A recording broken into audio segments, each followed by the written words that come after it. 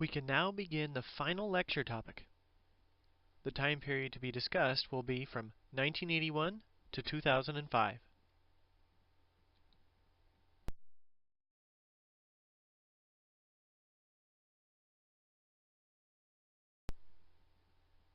This lecture will investigate the highlights of several recent presidential administrations.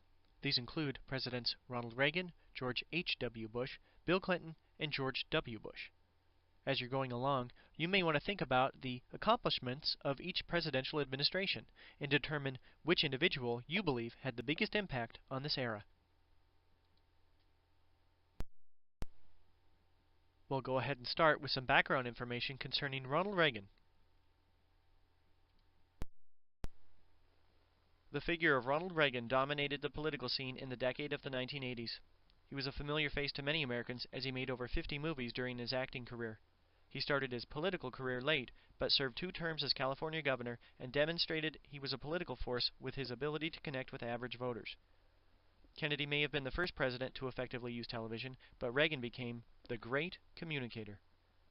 As a politician, he combined a blend of optimism and patriotism, which declared to many that the United States was definitely not becoming a second-rate world power. In 1980, Ronald Reagan and President Jimmy Carter engaged in a series of televised debates, and Reagan came out the winner. At one point, he looked into the cameras and asked a simple question: "Are you better off now than you were 4 years ago?" Unfortunately for Carter, most Americans were not better off after his 4 years in office. Reagan won handily with nearly 51% of the popular vote to Carter's 41%. Once Reagan became president, he implemented his vision on the nation. I'd like to talk about that now. While critics pointed out Reagan's weaknesses when it came to specifics, the overall vision he had for the nation was always quite clear. His set of policies came to be known as Reaganomics. First, he called for smaller government and would bring this about by cutting taxes and spending. Secondly, he argued that communism was wrong and must be fought, demonstrating he was an ardent Cold Warrior. He also argued that if his policies were adopted, the U.S. economy would revive and the budgets would be balanced. Well, let's look at the reality of Reaganomics. First of all, we see a huge tax cut as Congress reduced taxes 25% over a period of 3 years. Over $40 billion in domestic spending was also cut for programs involving school lunches, student loans, mass transit systems, and other areas. He also labeled the Soviet Union the evil empire, and defense spending nearly doubled by 1985. After a recession, the overall economy grew dramatically by 1983. Nixon and Carter had tried to curb inflation in the 1970s, but Reaganomics brought it under control. However, the budgets weren't balanced, as the deficit skyrocketed, while poverty increased in urban areas. Reagan surprised many of his critics with the vision he developed during his second term dealing with foreign policy. Seemingly against all odds, Reagan forged a close and cordial relationship with the leader of the Soviet Union, Mikhail Gorbachev. The 2 men met on several occasions, which led to an easing of tension in the Cold War. Probably the most important result of these meetings was the INF Treaty. The Intermediate Nuclear Forces Treaty between the United States and Soviet Union was signed in 1988 and was a tangible demonstration of an additional thaw in the Cold War. It involved about 2,500 American and Soviet nuclear missiles which were removed from Europe. The weapons were then destroyed. Reagan had come a long way from his characterization of the Soviet Union as the evil empire. Reagan's popular image was threatened by a scandal in the later 1980s. During his second term, Reagan's image was damaged when news of the IranContra affair became public in 1987. In a series of televised hearings, Americans learned that Reagan officials had shipped weapons to Iran. They did so in an attempt to obtain the release of hostages held in Lebanon. For a president who vowed not to negotiate with terrorists, this was a damaging blow. Furthermore, it was discovered that the money used from this arms sale was diverted illegally to fund the Contras fighting in Nicaragua. The subsequent investigation criticized Reagan's management style. However, more blame was placed on Reagan's aides than on the president himself. Reagan continued to remain popular among the American people, prompting critics to label him the Teflon president, as criticism just didn't stick. We will now investigate some more recent presidential administrations, and we'll start with President George H.W. Bush. In the fall of 1988, George H.W. Bush, Reagan's vice president, was elected to the White House. In doing so, he became the first sitting vice president to be elected to the presidency since Martin Van Buren in 1836. Less than 1 year after having become president, Bush oversaw the end of the Cold War. Probably the most important symbolic event signaling the end of the Cold War came in the fall of 1989. The Berlin Wall was first erected in 1961 and was a literal concrete reminder of the division between communist and democratic governments in Europe. In November of 1989, citizens, like the man shown here, began to tear it down. By the end of the following year, the demolition was complete. Russian control over their satellite nations in Eastern Europe also faded as the Soviet economy faced crisis. By the time Gorbachev resigned in late 1991, most of the Soviet republics had already declared their independence. This impacted the U.S. military. Secretary of Defense Dick Cheney proposed a 25% decrease in U.S. military forces. The confrontation which had dominated American foreign policy and society in the years following World War II had finally come to an end, with the United States victorious. In August of 1990, President Bush faced an unexpected crisis in the Middle East when Iraq, led by Saddam Hussein, invaded the neighboring nation of Kuwait. Bush sought to remove Iraq from Kuwait and worked slowly within the United Nations to develop a coalition of countries to help. After trying economic sanctions, Bush asked for the authority to use force. In a very close vote, Congress granted Bush this power in January of 1991. The United States began with heavy bombing raids in mid-January. By late February, 200,000 ground forces were deployed in what came to be known as Operation Desert Storm. The Iraqi resistance was crushed, and Bush declared a ceasefire soon thereafter. The image on the left shows American soldiers in Iraq. While American troops forced the Iraqis out of Kuwait, Saddam Hussein still remained in power. At home in the United States, there was some opposition to the war, but following the short ground war, President Bush enjoyed near unprecedented approval ratings that hit an amazing 88%. It appeared as if he would be unbeatable as he stood for re-election in 1992. Next, we'll discuss the presidential election of 1992 and Bill Clinton's years in office. Bush may have appeared unbeatable following the Iraq War, but the U.S. economy was in recession later in the year.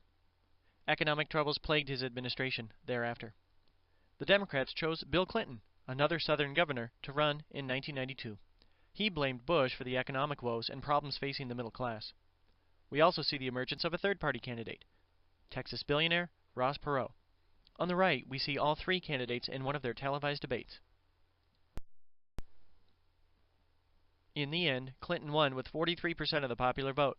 However, it's important to note that Ross Perot won 19% of the popular vote, which is more than any third-party candidate had won since the 19-teens. On the left, we see the electoral map from the 1992 election. Clinton's presidency got off to a rocky start. A controversy erupted when he attempted to fulfill a campaign pledge allowing for homosexuals in the military. The ensuing compromise of "don't ask, don't tell" allowed him to save face, but he lost a great deal of political capital. Clinton also appointed his wife, Hillary, to head a task force investigating health care reform. When their report, which called for universal coverage, was published, it went nowhere as several interest groups strongly opposed the plan. One area where Clinton did see a measure of success in the long run was with the economy and the federal budget.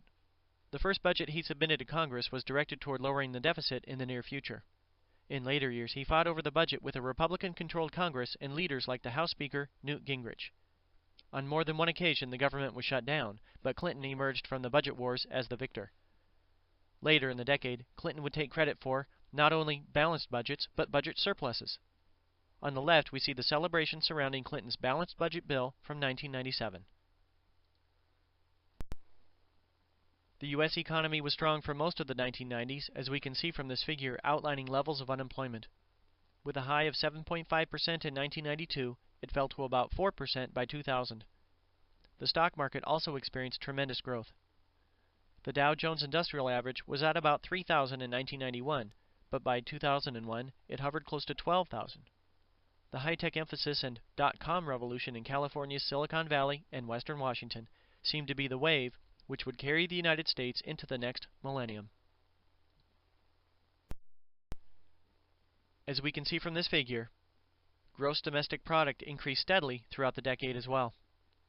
While all of these figures show robust growth, there were still many holes in this new economy.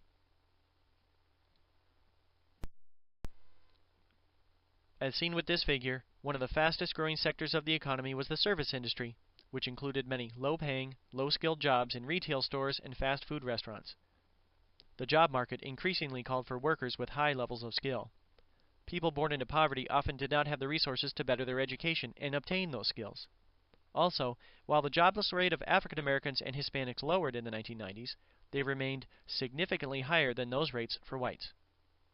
Overall, the gap between the poor and wealthy in America grew even wider during the decade. Next, I'd like to talk about the background to and impact of the Monica Lewinsky scandal. For years, Clinton had been surrounded by reports of marital infidelity. Well, after assuming the presidency, Clinton was accused of sexual harassment by Paula Jones. During the investigation into the case, it was learned that the president had carried on an affair with a 21-year-old White House intern named Monica Lewinsky. Clinton was subpoenaed. He denied the charges under oath and in public. Only later did he admit to what he called an inappropriate relationship with Lewinsky. In the fall of 1998, Bill Clinton became only the second president in U.S. history to be impeached by the House of Representatives.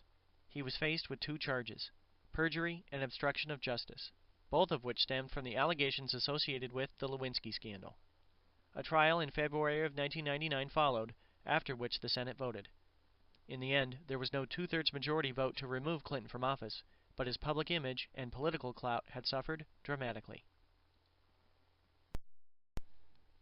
Surprisingly, Clinton's approval ratings actually increased during the impeachment crisis. The public didn't condone his behavior, but saw his impeachment as a political attack on what was actually a private, personal matter. Many Democrats asked, what could have been?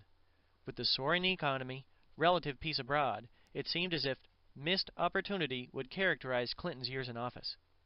Unfortunately, the deep flaws in his own personal moral character ruined any chance of major reform in Clinton's second term. George W. Bush followed Clinton into the White House. We'll explore the election of 2000 and highlight several aspects of his presidency next. The 2000 presidential election pitted Republican George Bush, the governor of Texas, against Democrat Al Gore, the former senator and current vice president for Clinton. Both were baby boomers, and each had come from powerful families. Bush's grandfather was a senator, and his father had served as president. Gore's father had been a senator from Tennessee. The election proved to be one of the closest in U.S. history, and it was uncertain who had won for several weeks. The day after the election, there was no clear winner in the Electoral College. The vote was very close in several states, but it appeared as if the results of the election would hinge on the key state of Florida. Several problems plagued voters in Florida. First, a confusing ballot in Palm Beach County seemed to lead several Gore voters to vote for Reform Party candidate Pat Buchanan by mistake. Poorly maintained punch card voting machines also led elections officials to throw out ballots in several counties, which included a high proportion of poor and African American voters. Gore sued to obtain a recount of these ballots. On the right, we see an elections official scrutinizing one of these partially punched ballots.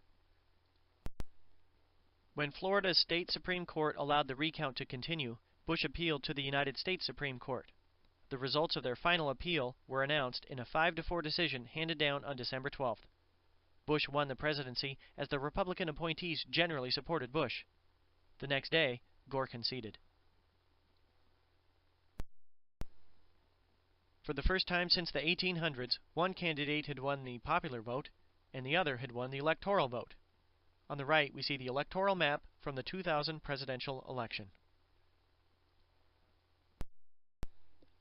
Bush had some early successes following his electoral victory in 2000. This was seen with the passage of his education plan entitled No Child Left Behind. This program emphasized standardized testing in public schools. He also succeeded in getting Congress to pass a large tax cut in 2001. Overall, however, critics charged the administration lacked an overall vision for the nation as the economy headed toward recession and budget surpluses disappeared. However, the key event which would define the Bush presidency came with the attacks on the World Trade Center and Pentagon on September 11, 2001, and President Bush's responses to those attacks. Some argued that he found his voice with a bullhorn in his hand as he visited Ground Zero in the days following the attacks. Within just a few days after 9/11, Congress granted President Bush the authority to use all necessary and appropriate force to respond to the attacks. Later, Bush addressed Congress and blamed the attacks on the al-Qaeda terrorist network operating out of Afghanistan headed by Osama bin Laden. On the left, we see President Bush with key members of his national defense team. The group worked together to draft a response to the terrorist attacks. There were a variety of responses undertaken by the White House. First, the Bush administration proposed, and Congress then passed, the USA Patriot Act, which expanded the government's powers to monitor people's lives and fight terrorism. In October of 2001, the United States invaded Afghanistan in an attempt to uproot the Taliban regime, which gave refuge to al-Qaeda. Also, after initially opposing its creation, Bush bowed to pressure to create a new cabinet-level office of the Department of Homeland Security.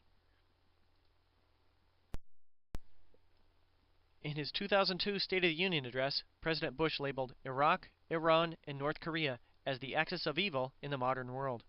He further argued that Saddam Hussein posed a threat to world peace and that Iraq's leader had access to weapons of mass destruction. The United Nations then imposed economic sanctions and called for the return of inspectors, but did not authorize force against Iraq. Following Hussein's resistance to the inspectors, Bush sought and received the authority from the United States Congress to invade Iraq. In March of 2003, more than 100,000 American troops invaded Iraq. The capital of Baghdad fell in April. Later that year, in December, Saddam Hussein was captured by American forces. Although President Bush had previously declared an end to major combat operations in Iraq, conditions worsened in 2004. By September of that year, bombings, kidnappings, and highway explosions occurred on a daily basis, and the American death toll increased as the United States headed toward another presidential election. 2004 saw another close presidential election battle. This time, President Bush ran against Senator John Kerry. Kerry criticized the president's war on terror and accused the administration of misleading the country about conditions in Iraq. In the end, President Bush was re-elected to another term in the White House, however, by a margin of about 51 to 48%. This lecture has highlighted about 25 years of recent American history. There are many things which can be evaluated from this era. Several different presidential administrations have been discussed in this lecture. Each man who occupied the Oval Office left his own mark on the nation. Maybe you would like to evaluate the actions of each of these individuals. Overall, which president do you believe had the most positive impact on the nation during this era? Well, this concludes the final lecture, From Reagan to a New Century. The next few slides will offer hyperlinks for additional information, as well as sources used for writing this lecture. Have a great day.